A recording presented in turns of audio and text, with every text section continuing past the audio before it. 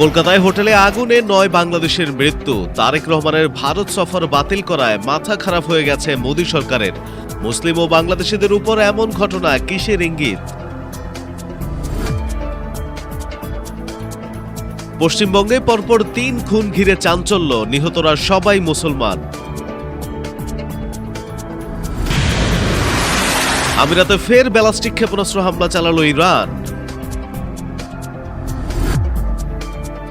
পাল্টা জবাবে ইরানের সঙ্গে সব ধরনের বাণিজ্য ও আর্থিক লেনদেন বন্ধ ঘোষণা করল আমিরাত।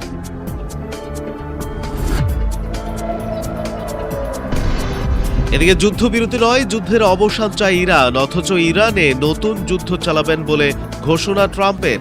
বিস্তারিত জানতে ভিডিওটিতে লাইক দিয়ে না টেনে শেষ পর্যন্ত দেখুন। ভারতের পশ্চিমবঙ্গের কলকাতায় নিউ মার্কেটের কাছে মির্জা গালিব স্ট্রিটের একটি আবাসিক হোটেলে ভয়াবহ অগ্নিকাণ্ডে ৯ জন নিহত এবং ৮ জন গুরুতর আহত হয়েছেন। কলকাতা পুলিশ জানায়, প্রাণ হারানো ব্যক্তিরা সবাই বাংলাদেশের নাগরিক। আহতদের দ্রুত উদ্ধার করে কলকাতা মেডিকেল কলেজ হাসপাতাল সহ একাধিক চিকিৎসা কেন্দ্রে ভর্তি করা হয়েছে।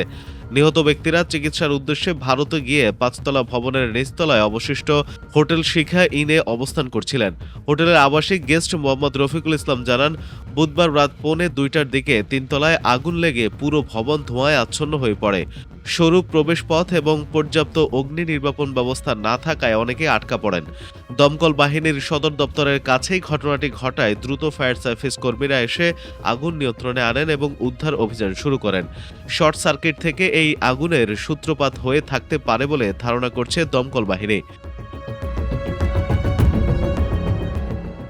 ভবনটিতে বিভিন্ন নামে আরও কয়েকটি আবাসিক হোটেল রয়েছে, যেখানে মূলত বাংলাদেশ থেকে যাওয়া পর্যটক ও রোগীরা অবস্থান করেন। অগ্নিকাণ্ডের সময় ভবনটিতে মোট কতজন ছিলেন তা নিশ্চিত করা যায়নি। অপরদিকে পশ্চিমবঙ্গে পরপর ৩ খুন ঘিরে চাঞ্চল্য, নিহতরা সবাই মুসলিম। ভারতের পশ্চিমবঙ্গে কয়েকদিনের ব্যবধানে একাধিক হত্যাকাণ্ডের ঘটনায় রাজনৈতিক উত্তেজনা তৈরি হয়েছে। বাঁকুড়ায় ককরোচ জনতা পার্টি সিজিপির এক কর্মীর বাবা মোহাম্মদ মাফিককে পিটিয়ে হত্যার অভিযোগ উঠেছে। সোমবার এ ঘটনায় জড়িতদের গ্রেফতারে রাজ্য সরকারকে ১০ দিনের সময়সীমা দিয়েছেন সিজিপির শীর্ষ নেতা আশুতোষ রাঙ্কা। ঘটনার পর দিল্লি থেকে সহকর্মীদের নিয়ে বাঁকুড়ার ইন্দাসের কারিসুন্ডা গ্রামে যান রাঙ্কা। সেখানে তিনি নিহত মাফিকের পরিবারের সঙ্গে কথা বলেন। একই সঙ্গে সঠিক তদন্ত নিশ্চিত করতে স্থানীয় পুলিশের ভূমিকা খতিয়ে দেখতে আদালতের তত্ত্বাবধানে নিরপেক্ষ তদন্তের দাবি জানান তিনি। পুলিশ জানিয়েছে, হত্যাকাণ্ডে জড়িত সন্দেহে এরই মধ্যে ৮ জনকে গ্রেপ্তার করা হয়েছে। তবে নিহতের পরিবারের অভিযোগ, মাফিককে তার বাড়িতে ঢুকে নির্মমভাবে মারধর করা হয়। গুরুতর আহত অবস্থায় তাকে বর্ধমান মেডিকেল কলেজ ও হাসপাতালে নেওয়া হলে সেখানে তার মৃত্যু হয়। মাফিকের ছেলে আব্দুল আজিজ সিজেপির সঙ্গে যুক্ত। দিল্লিতে দলটির বিভিন্ন কর্মসূচিতে তিনি সক্রিয় ছিলেন। এ কারণে তার বাবাকে লক্ষ্য করে হামলা চালানো হয়েছে বলে পরিবারের পক্ষ থেকে অভিযোগ করা হয়েছে। রাঙ্কা বলেন, ১০ দিনের মধ্যে হত্যাকাণ্ডে জড়িত সবাইকে গ্রেফতার করে কঠোর আইনি ব্যবস্থা নিতে হবে। পাশাপাশি ইন্দাস থানার পুলিশের ভূমিকা নিয়েও তদন্তের দাবি জানান তিনি। তার অভিযোগ, ঘটনার পর বিষয়টি পুলিশের কাছ থেকে যথাযথ সহযোগিতা পায়নি। নিহতের পরিবার রাজ্য সরকারের দেওয়া আর্থিক ক্ষতিপূরণ নিতে অস্বীকৃতি জানিয়েছে। আব্দুল হাফিজ তার বাবার স্মরণে এলাকায় একটি আন্তর্জাতিক মানের স্কুল প্রতিষ্ঠার দাবি জানিয়েছিলেন। তার ভাষ্য, শিক্ষা বিস্তারের মাধ্যমে এমন একটি প্রতিষ্ঠান গড়ে তোলা হবে বাবার প্রতি সবচেয়ে বড় শ্রদ্ধা। হাফিজের দাবির প্রতি সমর্থন জানিয়ে রাঙ্কা বলেন, সিজিপি তাকে আর্থিকভাবে সহযোগিতা করবে। পাশাপাশি রাজ্য জুড়ে স্কুল ঠিক করো আন্দোলন গড়ে তোলার ঘোষণা দেন তিনি। নির্ধারিত সময়ের মধ্যে অভিযুক্তরা গ্রেপ্তার না হলে জেলা প্রশাসনিক ভবন ঘেরাওয়ের হুঁশিয়ারি দেওয়া হয়েছে। এর আগে গত শনিবার রাতে নদিয়া জেলায় কংগ্রেস নেতা আনিসুর রহমান ও তার ছেলে আবু সুফিয়ানকে গুলি করে হত্যার ঘটনা ঘটে। আনিসুরের বয়স ৫৪ বছর এবং তার ছেলে আবু সুফিয়ানের বয়স ২৩ বছর। পুলিশ ও স্থানীয় সূত্রের বরাতে জানা গেছে, রাত ৯:৩০টার দিকে আনিসুর তার আইনজীবী ছেলে সুফিয়ানকে সঙ্গে নিয়ে গাড়িতে করে বাড়ি ফিরছিলেন। একটি রেলওয়ে আন্ডারপাসের কাছে তাদের গাড়ি পথ আটকে হামলাকারীরা প্রথমে এলোপাতাড়ি গুলি চালায়। পরে বাবা ছেলেকে গাড়ি থেকে নামিয়ে ধারালো অস্ত্র দিয়ে কুপিয়ে হত্যা করা হয়। নিহতদের পরিবারের অভিযোগ, এই হত্যাকাণ্ডের পেছনে স্থানীয় তৃণমূল কংগ্রেসের নেতাদের সংশ্লিষ্টতা রয়েছে।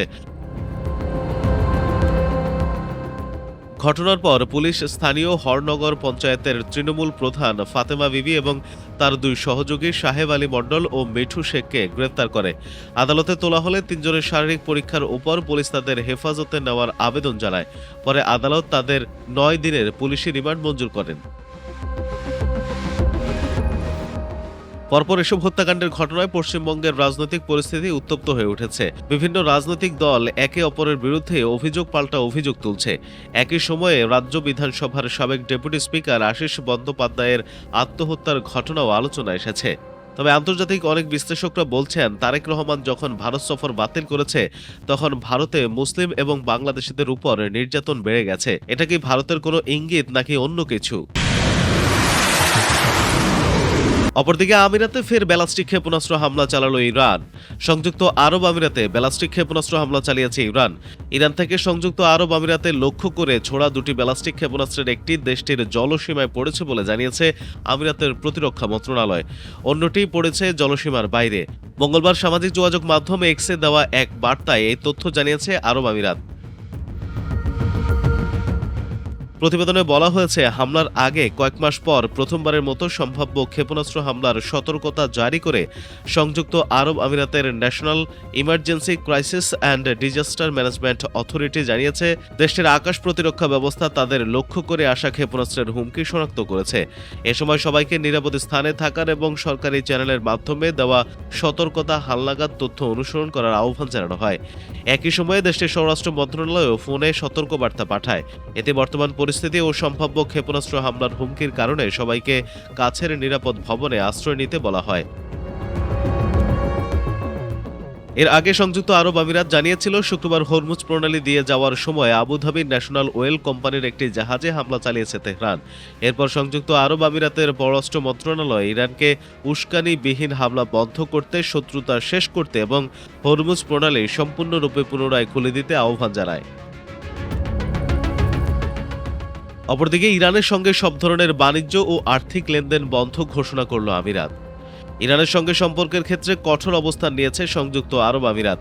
পরবর্তী নির্দেশ না দেওয়া পর্যন্ত তেহরানের সঙ্গে সব ধরনের বাণিজ্যিক লেনদেন ও আর্থিক কার্যক্রম বন্ধের ঘোষণা দিয়েছে সংযুক্ত আরব আমিরাত। আমিরাতের পররাষ্ট্র মন্ত্রণালয় জানিয়েছে, আঞ্চলিক উত্তেজনা বেড়ে যাওয়ায় এই সিদ্ধান্ত নেওয়া হয়েছে। তাদের মতে, চলমান উত্তেজনা আঞ্চলিক ও আন্তর্জাতিক শান্তি ও নিরাপত্তার জন্য হুমকি তৈরি করছে। সংবাদ মাধ্যম দ্য আল জাজিরার প্রতিবেদনে বলা হয়েছে, ইরানের সঙ্গে আমিরাতের বাণিজ্যিক ও আর্থিক সম্পর্কের গুরুত্ব বিবেচনায় এই সিদ্ধান্ত তেহরানের অর্থনীতিতে বড় ধরনের প্রভাব ফেলতে পারে। অবসরপ্রাপ্ত মার্কিন জেনারেল ও সাবেক সহকারী পররাষ্ট্রমন্ত্রী মার্ক কিমিট বলেছেন, ইরানের উপর যুক্তরাষ্ট্রের আরোপ করা নিষেধাজ্ঞার চেয়েও আমিরাতের এই সিদ্ধান্ত বেশি গুরুত্বপূর্ণ হয়ে উঠতে পারে, কারণ ইরানের অর্থনীতি ও বৈদেশিক বাণিজ্যে সংযুক্ত আরব আমিরাতের, বিশেষ করে দুবাইয়ের গুরুত্বপূর্ণ ভূমিকা রয়েছে।